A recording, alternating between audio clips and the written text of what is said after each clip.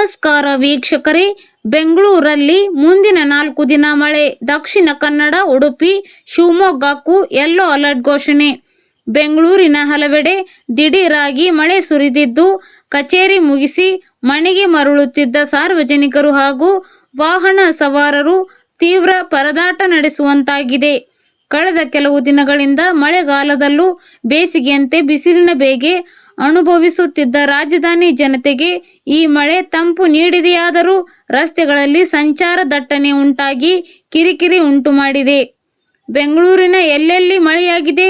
ನಗರದ ಪ್ರಮುಖ ಭಾಗಗಳಾದ ಮೈಸೂರು ರಸ್ತೆ, town hall, Chamarajpet, corporation, KR circle, KR market, Malleshwaram ಹಾಗೂ ಶೇಷಾದ್ರಿಪುರಂ ಸೇರಿದಂತೆ ಸುತ್ತಮುತ್ತಲಿನ ಹಲವು ಪ್ರದೇಶಗಳಲ್ಲಿ ಉತ್ತಮ ಮಳೆಯಾಗಿದೆ. ರಸ್ತೆಗಳ ಮೇಲೆ ನೀರು ನಿಂತಿದ್ದರಿಂದ ದ್ವಿಚಕ್ರ ವಾಹನ ಸವಾರರು ಮೇಲ್ಸೇತುವೆ ಹಾಗೂ ಬಸ್ ನಿಲ್ದಾಣಗಳ ಆಶ್ರಯ ಪಡೆದ ದೃಶ್ಯಗಳು ಕಂಡುಬಂದವು. ಮುಂದಿನ 4 ದಿನ ಸಾಧಾರಣ ಮಳೆ. ಬೆಂಗಳೂರು ನಗರದಲ್ಲಿ ಮುಂದಿನ 3-4 ದಿನಗಳ ಕಾಲ ಇದೇ ರೀತಿ ಸಾಧಾರಣ ಮಳೆಯಾಗಲಿದೆ ಎಂದು ಹವಾಮಾನ ಇಲಾಖೆ ಮುನ್ಸೂಚನೆ ನೀಡಿದೆ.